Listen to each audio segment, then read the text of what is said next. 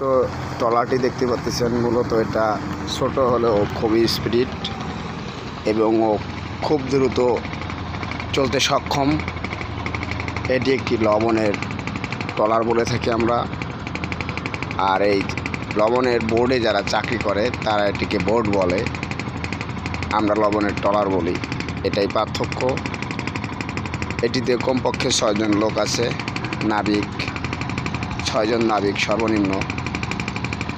এরা বিভিন্ন স্থান হইতে, যেমন বাঁশখালী, মাতারবাড়ি, এখান থেকে লবণ আনে, বিভিন্ন স্থানে পৌঁছে দেয়।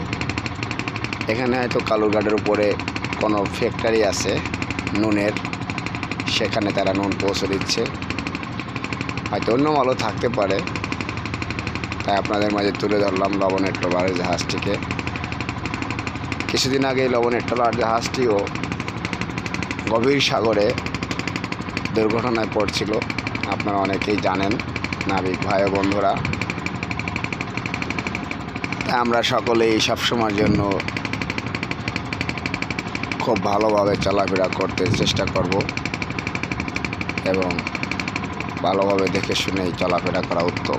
ধন্যবাদ বন্ধুরা।